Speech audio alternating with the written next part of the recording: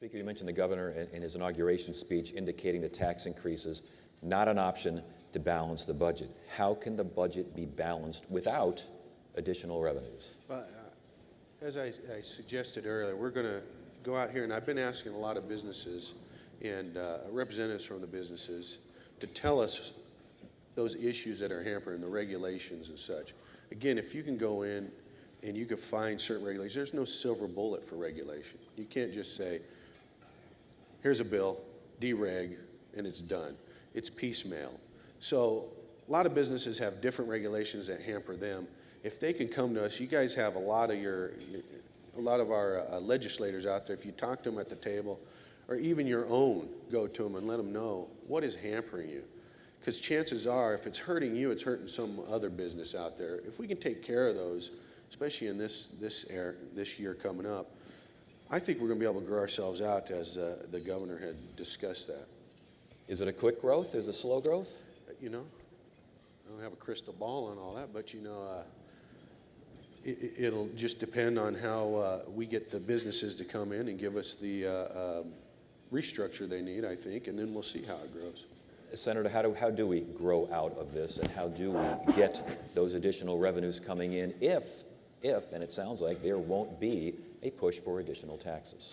Well, you know, we had a jobs bill in 2011 that was, I know, very important to many people in this room, and I think we're still continuing to lag behind the rest of the country in terms of growth, and we need to ensure that taxpayers have a return on their investment for those tax cuts, and that we're getting the jobs that were promised, and just make sure that those things are happening. So when we talk about growing the economy, those kinds of things are important, but we also need to make sure that they are actually working. Representative, can we grow ourselves out of this situation with things like less regulation, no increase of taxes? We'd have to have an incredibly high growth rate. And I don't know, I can't see into the future, but it would have to be significantly higher than is projected to grow out of this deficit. And it would have to incur very quickly because we have to have a budget within the next few months. I think what we should do is have a long-term plan, figure out how to invest, and I'm going to get back to what the Senate President said of that $10 billion he talks about. A lot of those are federal dollars, and if we look on a per pupil funding basis at our schools, that's dropped. I served on a school board for 8 years. All I did for the 8 years on that school board was make cuts. Our class sizes are now the largest in the country. Our dropout rate is one of the highest in the country, and if we want to be competitive on a global basis, we have to prepare kids for college and the workforce. Our caucus every year has come up with a balanced budget as well. We just make different choices in that budget on how our state dollars will be spent, and we have spent more on education and invested in programs that prepare our kids for the workforce. Should corporate tax cuts, the phasing in of corporate tax cuts, should they be postponed? Well, if you look at those numbers, over the next 3 years, if we postpone the implementation of those tax cuts, it would save us about $100 million a year in that third year.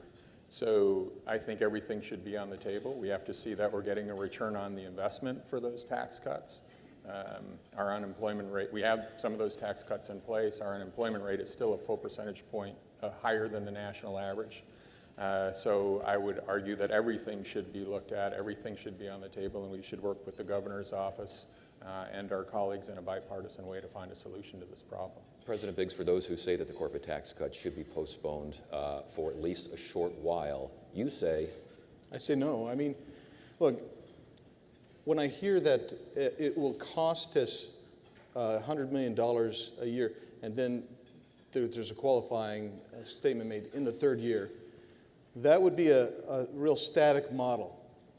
But one of the reasons that the CEO magazine, Forbes, and the business leaders around the country look at Arizona and say they've become a state that is going to be very favorable for doing business. They're going to lead the way in growth, in job growth and job creation.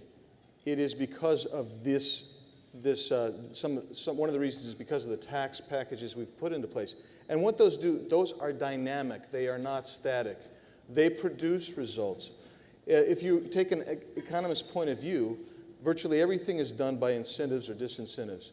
The incentive to these tax, and it's not tax breaks, it is a tax structure. The incentives are built into this tax structure for entrepreneurs, small and large, to come in to our state, those who are here to expand and to create a climate that will allow this kind of growth. Is growth the only way you get out of our budget situation? Of course, the answer is no. But if you want a long-term viable state, you have to continue to create this type of business environment that is stable, predictable, reduced regulation, reduced taxes, so the entrepreneur can get in and do what they do best, and that's create jobs. And that's what I'm talking about. I think that's the vision that we have. Senator, the idea that postponing these corporate tax cuts or corporate tax incentives, call them what you will, this is the absolute worst time for something like that. Valid? Well, to some degree, but again, I think looking at the daunting deficit that we're facing, everything has to be on the table, including this. I think that I already said, we have to make sure taxpayers are getting a return on their investment. Everything really does need to be on the table in this environment. I think the Open for Business sign is up in Arizona. There's no argument about that. If we fail to protect those infrastructure needs that are important to growing a vibrant economy, education, public safety, transportation, those kind of things, then that Open for Business sign is going to go down. And if we continue to cut, I worry about those other areas of the budget. Speaker, is everything on the table? And if everything is on the table, corporate tax cuts as well? Absolutely not. It would stifle our growth at the moment. You're seeing growth out here, and it's because they see these cuts. Businesses come in, they make their plan, and if we go against a promise we already gave them, it's going to send a message of Arizona's not open for business. And we want to make sure that we continue this growth and the growth pattern we have. In fact, it just came up. December really saved us a bit. It looks like we're up about to the 5% level of growth this time, but we know that's a one-time structure with what's happening with our gas prices going up. You can never predict how the gas prices are, what they're going to do up and down, but I think the Lord has blessed us a little bit with a little drop in gas to allow the economy to roar a little bit here. But we have to look into the future for future growth, and the way we do that is make sure our businesses, we help the ones who stuck it through here, who went through those low economic periods, and bringing new ones over. And the governor's been talking about that a lot right there, bringing those over, and I think we agree with that. As far as why Arizona has been open for business, Speaker, for quite a while now, why have we not seen the results that we had hoped to see a few years ago and are expecting to see now? You know what I'm saying? It seems like I'm hearing some good things out of Nevada. I'm hearing some good things out of Colorado. Hearing a variety of things out of California. You can pick and choose there. But what's happening to Arizona? That's what we're looking into, obviously, on that. But I will tell you, we were the hardest hit state in the nation when the downturn hit.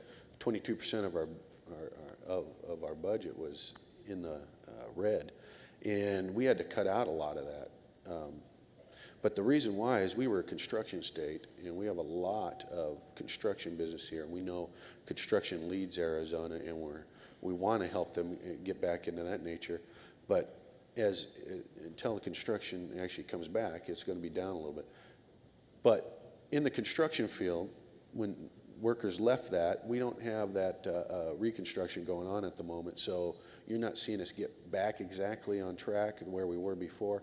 However, the other businesses have stepped up, and they're beginning to take that process, and we're starting to grow out of this. When you see Arizona compared to other states, other regions, the Phoenix region and such, is it fair to compare, considering how hard hit we were and how difficult it has been to recover? You talk about comparison. What I want to do is take the state, personally I do, and I have a lot of members that in my house. I have the most members out of the two branches and the two areas of our branch, with a lot of different views. and a lot of different issues that they bring forth. We have to discuss those issues and put them on the table, there's no doubt. But this is a great state, and I see us continually to improve it. With this new governor in place, I believe we're going to get that vision and take that forward, and you're going to see us grow out of this. I do believe that, and I don't think we should be comparing ourselves, as he even stated in the message right here, to Texas or Florida or these others. We need to pull our bootstraps up ourselves and become that great state who we already are. Representative? Well, I guess that as been mentioned, other states had hard economic times too, and they've recovered. They've had different policies. Our state is still struggling to get out of the recession. Of the jobs that were lost, we've only regained 69% of those jobs.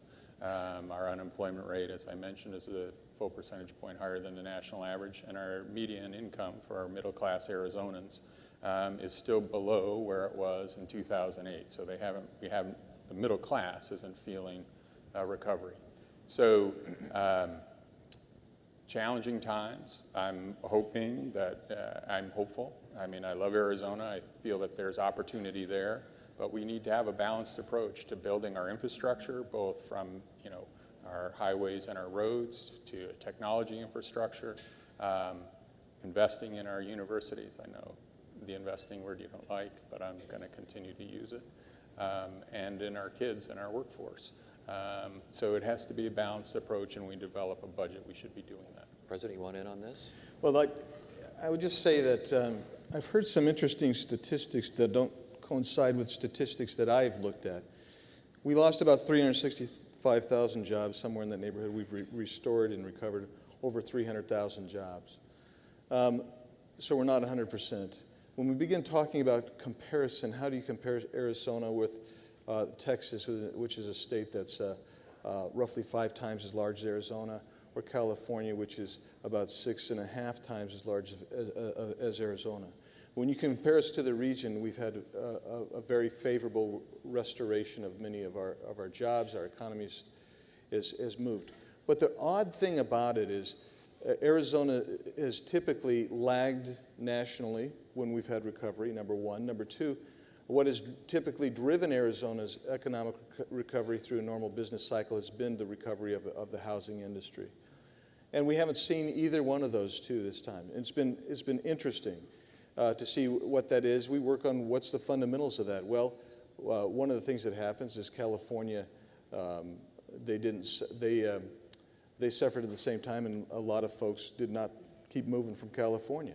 But we have gone from being number 1 or 2, where we were for many years as the growth state. We then fell down to very near the bottom, 47th or so, and now we're back up to 7th for in-migration as a state. That will help drive economic growth and recovery. The other thing that, and the speaker touched on this, that's really going to help nationally, then I want to touch on something else that Representative Meyer said just a second ago, is when we talk about the gas prices.